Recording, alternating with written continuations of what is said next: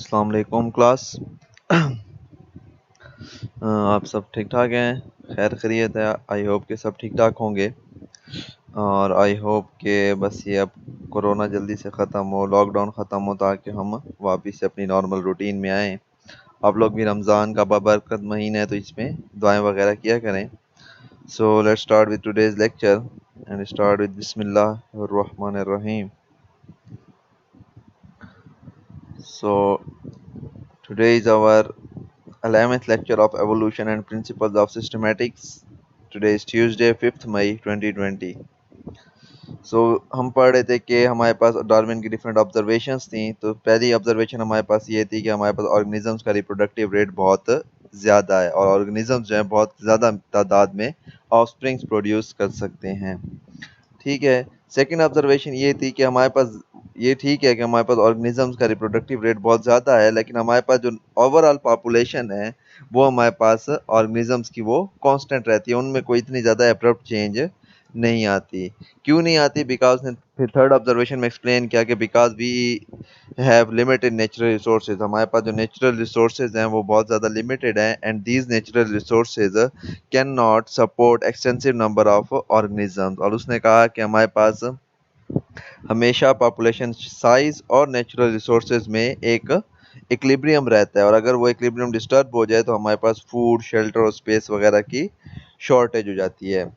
फिर हम उसका फर्स्ट इन्फ्लुएंस एक्सप्लेन किया था कि हमारे पास कि अगर हमारे पास इक्विलिब्रियम डिस्टर्ब हो जाए तो हमारे पास ऑर्गेनिजम्स क्या करते हैं, एक दूसरे के साथ compete करते हैं या ऑर्गेनिज्म सर्वाइवल के लिए compete करते हैं, सर्वाइवल या जिंदा रहने के लिए एक दूसरे के साथ या एनवायरनमेंट के साथ क्या करते हैं, कंपटीशन करते हैं, जिसको उसने नाम दिया struggle for existence. That organism and there will be struggle for existence कि अगर हमारे पास पॉपुलेशन साइज और नेचुरल रिसोर्सेज के दरमियान इक्विलिब्रियम डिस्टर्ब हो जाएगा तो हमारे पास स्ट्रगल फॉर एग्जिस्टेंस होगी कि हमारे पास ऑर्गेनिजम्स क्या करेंगे, ऑर्गेनिजम्स compete करना स्टार्ट करेंगे for food and other needs. फिर उसने कहा कि that we have three types of struggle. The first of all environmental struggle, जो मैंने आपको एक्सप्लेन की थी कि हमारे पास डिफरेंट एनवायरमेंटल फैक्टर्स हैं लाइक हार्श वेदर कंडीशंस, बहुत ज़्यादा गर्मी हो गई, बहुत ज़्यादा ठंड हो गई, ठीक है, तो उसमें भी हमारे पास पॉपुलेशन कंट्रोल में होती है। लाइक अगर आप देखें, हम एक मिसाल लेते हैं कि हमारे पास मॉस्कीटोज और हाउस फ्लाइज जो इंसेक्ट्स हैं, इनकी पॉपुलेशन बहुत ज़्यादा स्पीड में बढ़ती है, ठीक है। तो लाइक आप देखें जैसे ही हार्श कंडीशंस आती हैं इंसेक्ट्स की पॉपुलेशन कम हो जाती है, मच्छर कम हो जाती हैं। जैसे ही जून जुलाई आएगा आप देखेंगे कि मच्छर की पॉपुलेशन या मॉस्कीटोज की पॉपुलेशन बिल्कुल ही कम हो जाती है और बिल्कुल नज़र नहीं आता। इसी तरह मक्खियों की भी, हाउस फ्लाइज जो है हमारे पास, ठीक है, तो बाकी इंसेक्ट्स की भी पॉपुलेशन कंट्रोल में आ जाती है। इसी तरह फिर वो क्या होता है, एकदम जैसे ही अगस्त के बाद सितंबर अक्टूबर का महीना आता है, फिर वो सारे इंसेक्ट की पॉपुलेशन, क्योंकि रिप्रोडक्टिव कैपेसिटी तो है, वो फिर इतनी ज़्यादा इंक्रीज़ करती है, बहुत ज़्यादा इंक्रीज़ हो जाती है, अपनी बूम पे पहुंच जाती है। फिर क्या होता है कि जब जैसे ही बहुत ज़्यादा ठंड आती है दिसंबर जनवरी में, फिर इंसेक्ट की पॉपुलेशन क्या हो जाती है, कम हो जाती है। तो इसी को हम एनवायरमेंटल स्ट्रगल कहते हैं। अब क्या है कि उनमें अगर आप देखें वो जो मॉस्किटोज हैं उनमें सारे के सारे नहीं मर जाते। अगर सारे के सारे मर गए तो नेक्स्ट पॉपुलेशन आएगी ही नहीं। उसमें से हमारे पास 90 टू 95% तो मर जाते हैं, लेकिन कुछ जो हैं 5% या 1%, 5 टू 10% वो सर्वाइव करते हैं। और वो जो सर्वाइव करते हैं वही हमारे पास वो इंडिविजुअल होते हैं जो उस एनवायरमेंटल स्ट्रगल या हार्श वेदर कंडीशन को गुजार चुके होते हैं। और फिर जो नेक्स्ट पॉपुलेशन आती है वो उन्हीं मॉस्किटोज की आती है कि जिन्होंने वो हार्श क्लाइमेटिक कंडीशंस बर्दाश्त कर ली, ठीक है। इसी तरह फ्लड वगैरह भी हैं, ड्रॉट कंडीशंस है खुश्क साली की, या हमारे पास अर्थक्वेक्स वगैरह, ये भी डिफरेंट फैक्टर्स, एनवायरमेंटल फैक्टर्स जो हमारे पास ह्यूमन बीइंग्स या ऑर्गेनिजम्स की पॉपुलेशन को कंट्रोल करते हैं। The second struggle is the intraspecific struggle या intraspecific competition. So intraspecific competition is the competition between the members of same species. अगर same species के members आपस में लड़ाई कर रहे हो तो इसको हम कहते हैं intraspecific struggle। और सेम हमारे पास स्पीशीज के मेंबर्स किस किस चीज़ के लिए आपस में लड़ते हैं, पहले फूड के लिए, कि लाइक अगर ह्यूमन बींग्स की मैंने आपको एग्जांपल दी कि अगर फूड कम होती है तो ह्यूमन बींग्स आपस में क्या होते हैं, लड़ पड़ते हैं। इसी तरह सेम चीज़ अगर कोई भी एनिमल्स हैं तो आपने देखा होगा क्या शिकार करते हैं तो वो शेर वगैरह खा रहे होते हैं, अगर शिकार कम होता है तो वो जो उनमें से सबसे ताकतवर होता है वो लड़ लुड़ के उस शिकार पे कब्जा कर लेता है और बाकी दूसरों को शिकार नहीं देता। तो ये क्या है, ये कंपटीशन है, ये स्ट्रगल है फूड के लिए। ठीक है, एक और शेल्टर के लिए है स्ट्रगल। ठीक है, शेल्टर के लिए किस तरह स्ट्रगल होती है हमारे पास, लाइक आपने देखा होगा कि नेशनल जियोग्राफिक वगैरह पे कि हमारे पास कोई भी ऑर्गेनिज्म होता है वो अपनी एक टेरिटरी मार्क करता है। ठीक है, वो टेरिटरी जब मार्क कर लेता है तो वहां पे लाइक लाइन भी है या कोई भी है, तो जैसे ही वहां पे कोई दूसरा सेम स्पीशी का मेंबर आता है, लाइक एक शेर ने अपना एक इलाका रखा हुआ है, जैसे उधर दूसरा मेल लाइन आएगा तो वो क्या करेंगे कि अब एक इलाके में दो शेर तो नहीं रह सकते, तो उन दोनों का आपस में कंपटीशन होगा, लड़ाई होगी। तो जो वो लड़ाई जीत जाएगा वो टेरिटरी, वो शेल्टर या वो स्पेस जो है, वो इलाका जो है वो उसका हो जाएगा और दूसरा वहां से भाग जाएगा। ठीक है, इसी तरह अगर ह्यूमन बीइंग्स में हम देखें तो हमारे पास शेल्टर के लिए हमारा भी कंपटीशन होता है। लाइक अगर एक घर बिक रहा हो तो हमारे पास डिफरेंट लोग उसको खरीदने जाते हैं, फिर जो ज़्यादा कंपटीशन किस चीज़ का होता है, वहाँ पे फाइनेंशियल कंपटीशन होता है, तो जो ज़्यादा फिर पैसे दे देगा, दे देता है, वो शेल्टर या वो घर जो है उसका हो जाता है। ठीक है, तो ये भी कंपटीशन है। दूसरा अगर आप देखें कि हमारे पास स्ट्रगल में अगर आपको दिखाऊं कि अगर हमारे पास एक घर है और वहां पे क्या होते जा रहे हैं, पॉपुलेशन बढ़ती जा रही है। लाइक पहले एक माँ बाप थे, उनके एक दो बच्चे थे, फिर क्या हुआ वो उस घर में रह रहे थे चार बच्चे और दो माँ बाप। अब क्या हुआ कि पॉपुलेशन बढ़ गई, चारों बच्चों की शादियां हो गई, उनके भी बच्चे आ गए, तो वो घर वही है। तो अब क्या हो गया कि अब इक्विलिब्रियम जैसे ही डिस्टर्ब हुआ है, शेल्टर की शॉर्टेज हो गई है, तो क्या होता है कि फिर वही लड़ाई झगड़े होते हैं हर वक्त के और फड्डे होते हैं। आप लोगों को पता होगा कि जो घरों में लड़ाइयाँ होती हैं तो ये इसीलिए होती हैं बिकॉज वो शेल्टर या वो स्पेस जो है वो कम पड़ रहा होता है। इसी तरह रिप्रोडक्शन के लिए हमारे पास जो सेम स्पीशीज के मेंबर्स हैं वो एक दूसरे के साथ compete करते हैं। लाइक अगर दो शेर हैं और एक शेरनी है, ठीक है, तो अब रिप्रोडक्शन का जैसे ही ब्रीडिंग सीजन आएगा तो क्या होगा कि अब ब्रीड उसने मेटिंग तो एक के साथ करनी है, तो हमारे पास क्या होगा, उन दोनों लाइंस के दरमियान कोई भी किसी भी स्पीशी के दो मेंबर्स हैं तो उन दोनों में कंपटीशन होता है, वो एक दूसरे के साथ लड़ते हैं, फिर जो वो कंपटीशन जीत जाता है, ठीक है, तो वो क्या करता है कि उसको मेटिंग का चांस मिलता है रिप्रोडक्शन के लिए और दूसरा वहां से भाग जाता है। तो रिप्रोडक्शन के लिए भी हमारे पास कंपटीशन होता है। अगर ह्यूमन बींग्स में एग्जाम्पल लें तो लाइक एक खूबसूरत लड़की है तो उसके दो दो रिश्ते आ गए या दो तीन रिश्ते एट अ टाइम आ गए, ठीक है, तो क्या हो गया, अब ये कंपटीशन है, अब शादी तो उसकी एक से ही होनी है, तो फिर वो हमारे पास लड़ाई वाला कंपटीशन नहीं होता बल्कि वहाँ पे फाइनेंशियल कंपटीशन, और फिर वो देखते हैं भाई लड़का कौन सा प्यारा है, इखलाक कैसा है, तो उसके वो दूसरे पैरामीटर्स हैं, लेकिन कंपटीशन है। ठीक है, तो हमारे पास जब भी दो सेम स्पीशीज के मेंबर्स के दरमियान कंपटीशन होगा तो हमारे पास उनको उसको इंट्रा स्पेसिफिक स्ट्रगल कहते हैं या इंट्रा स्पेसिफिक कंपटीशन कहते हैं। दैट कंपटीशन और struggle between members of same species, और मेंबर्स ऑफ सेम स्पीशीज के दरमियान हमेशा तीन चीज़ों पे कंपटीशन होता है, फूड, स्पेस या जिसको हम शेल्टर भी कहते हैं, और रिप्रोडक्शन पे। ठीक है, the third struggle is the interspecific struggle. An interspecific struggle is known as the competition or struggle between members of different species. अगर different species के members आपस में struggle करेंगे तो उसको हम interspecific struggle कहते हैं। तो ये भी population control करने में help करते हैं। लाइक हमारे पास interspecific struggle दो चीज़ों पे होता है, फूड और शेल्टर की वजह से। ठीक है, फूड के पीछे क्या, अगर हमारे पास अगर हम लोग एंटोमोलॉजी पढ़ रहे हैं, ठीक है, उसमें हमारे पास मैंने क्या कहा था कि insects are our biggest competitors. हम कोशिश करते हैं कि हम उस फसल को खा लें, इंसेक्ट कोशिश करते हैं कि वो खा लें। अब ये क्या है, हमारे पास इंटर स्पेसिफिक स्ट्रगल है। ठीक है, तो हमारा और इंसेक्ट्स का कंपटीशन हो रहा है। इसी तरह कोई भी दो डिफरेंट स्पीशीज के मेंबर्स का कंपटीशन हो उसको हम इंटर स्पेसिफिक स्ट्रगल कहते हैं। लाइक पॉपुलेशन किस तरह कंट्रोल होती है, इस तरह लाइक अगर ह्यूमन पॉपुलेशन ज़्यादा हो गई और वो फसलें सारे इंसेक्ट खा गए तो वो कंपटीशन जीत गए, तो अब क्या होगा कि फेमाइन आ जाती है, कहत आ जाता है, और कहत के नतीजे में हमारे पास बहुत ज़्यादा बड़ी तादाद में ह्यूमन पॉपुलेशन की डेथ होती है। तो ये हमारे पास क्या होती है, एक किस्म की पॉपुलेशन कंट्रोल का एक तरीका है। ठीक है, इसी तरह स्पेस के लिए भी हमारे पास लड़ाई होती है जंगलों में या डिफरेंट जगहों पे, हमारे पास वो एक स्पेस के लिए एनिमल्स एक दूसरे के साथ compete करते हैं। अगर इंटर स्पेसिफिक स्ट्रगल में आपको एक और बताऊं कि हमारे पास जो डिजीजेज हैं, तो ये हमारे पास पैरासाइट दूसरी स्पीशी का होता है और होस्ट जो है वो दूसरी स्पीशी का होता है। तो हमारे पास डिजीजेस से कितने ज़्यादा दुनिया में ऑर्गेनिजम्स या एनिमल्स भी मरते हैं और बहुत बड़ी तादाद में ह्यूमन बीइंग्स भी मरते हैं। तो अब ये इंटर स्पेसिफिक कंपटीशन है कि जो ये कंपटीशन जीत जाएगा, लाइक उस पैरासाइट को उसकी इम्यूनिटी, ह्यूमन बीइंग की इम्यूनिटी हरा देगी, तो क्या हो जाएगा कि वो कंपटीशन ह्यूमन बीइंग जीत जाएगा, लेकिन अगर ह्यूमन बीइंग मर गया तो पैरासाइट जीत जाएगा। तो इससे भी हमारे पास डिजीजेस से और पैरासाइट से या इंटर स्पेसिफिक कंपटीशन से भी हमारे पास पॉपुलेशन जो है वो कंट्रोल में रहती है। तो ये था हमारे पास इंटर स्पेसिफिक स्ट्रगल या इंटर स्पेसिफिक कंपटीशन। ठीक है, तो अगर हम पूरा ओवरऑल देखें कि हमारे पास क्या है, ऑर्गेनिज्म के पास हाई रिप्रोडक्टिव रेट है, लेकिन क्या होता है कि हमारे पास नॉर्मल पॉपुलेशन कंट्रोल में रहती है। क्यों कंट्रोल में रहती है? बिकॉज नेचुरल रिसोर्सेज लिमिटेड है और हमारे पास हमेशा पॉपुलेशन और नेचुरल रिसोर्सेज के दरमियान इक्विलिब्रियम मेंटेन रहता है।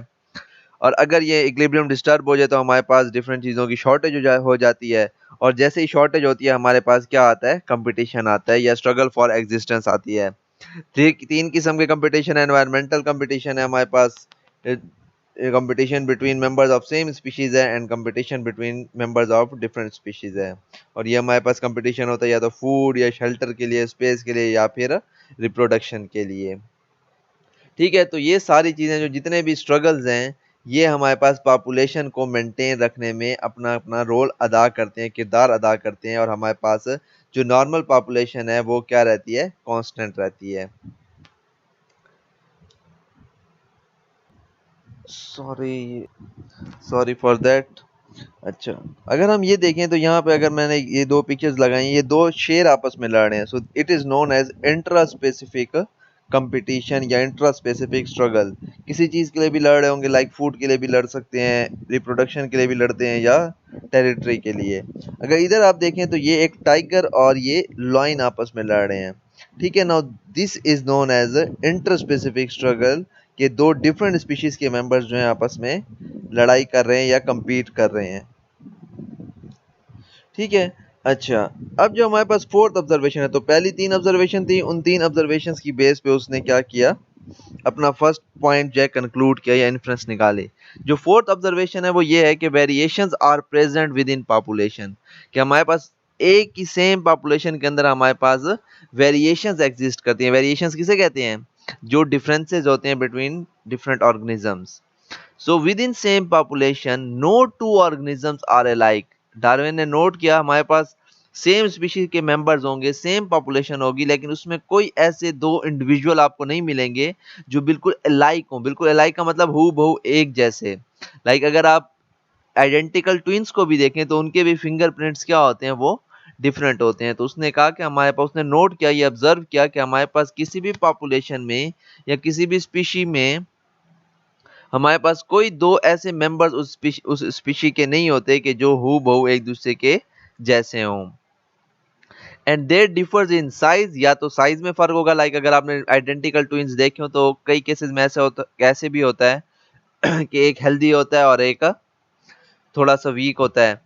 तो साइज के हिसाब से, शेप के हिसाब से भी उनमें चेंजेस होगी। लाइक अगर आइडेंटिकल ट्विंस नहीं हो तो सारी ह्यूमन बीइंग्स एक दूसरे के साथ शक्लें उनकी चेंज हैं। बायोकेमिस्ट्री के हिसाब से भी उनमें चेंजेस हो सकती हैं। इसी तरह फिजियोलॉजी के हिसाब से भी चेंजेस होती हैं। लाइक बिहेवियर के हिसाब से, लाइक अगर हम ह्यूमन बीइंग्स में देखें तो कोई किसी का बिहेवियर कैसा होता है, किसी का बिहेवियर कैसा होता है। तो फोर्थ ऑब्जर्वेशन उसकी ये थी कि हमारे पास सेम स्पीशी के मेंबर्स में भी वेरिएशंस एग्जिस्ट करती हैं, और कोई दो मेंबर्स ऐसे नहीं है हमारे पास सेम स्पीशी या सेम पॉपुलेशन में जिनको हम कह सकेंगे ये हू बहू एक जैसे हैं। ठीक है, अपार्ट फ्रॉम माइक्रो ऑर्गेनिजम्स के जो बिल्कुल एक जैसे होते हैं, लेकिन क्योंकि डार्विन के टाइम ये माइक्रोब्स वगैरह डिस्कवर नहीं हुए थे तो उसने जनरल एनिमल्स की बात की थी। अच्छा, जो फिफ्थ ऑब्जर्वेशन थी डार्विन की, Darwin observed that some variations are heritable and characteristics of parents can be inherited to offsprings। ठीक है, डार्विन ने क्या कहा था कि हमारे पास जो वेरिएशंस हैं, some variations are heritable and characteristics of parents can be inherited to offspring. उसने कहा कि हमारे पास कुछ वेरिएशंस या डिफरेंसेस ऐसे होते हैं कि जो हेरिटेबल हैं, लाइक दे आर ट्रांसफर। जो हमारे पास पेरेंट्स के कैरेक्टरिस्टिक हैं वो ऑफस्प्रिंग में इनहेरिट होते हैं, ट्रांसफर होते हैं। जो उसकी बात सही थी। हमारे पास जो लमार्क था जिसपे क्रिटिसिज्म हुआ था बहुत ज्यादा, लमार्क ने क्या कहा था कि हमारे पास एक्वायर्ड कैरेक्टर्स की इनहेरिटेंस होती है, कि जो कैरेक्टर्स ऑर्गेनिजम्स अपनी लाइफ टाइम के दौरान हासिल करते हैं कि उनकी इनहेरिटेंस होती है। तो ये लमार्क ने कहा था। डार्विन क्या कह रहा है कि हमारे पास कुछ ऐसे कैरेक्टर्स हैं या कुछ ऐसी वेरिएशंस हैं जो पेरेंट्स से ऑफस्प्रिंग में ट्रांसफर होती हैं। ये बात उसने क्यों की? बिकॉज उसने नोट किया that young ones develop similarities to their parents. Like हमारे पास जो ऑफस्प्रिंग पैदा होते हैं वो अपने पेरेंट्स से बहुत ज्यादा सिमिलर होते हैं as compare to other relatives. ठीक है, लाइक आप लोग जो है या जो भी है वो अपने माँ बाप से ज्यादा उसकी सिमिलैरिटी होती है एज कम्पेयर के वो दूर दराज के रिश्तेदारों से उसकी सिमिलैरिटी हो।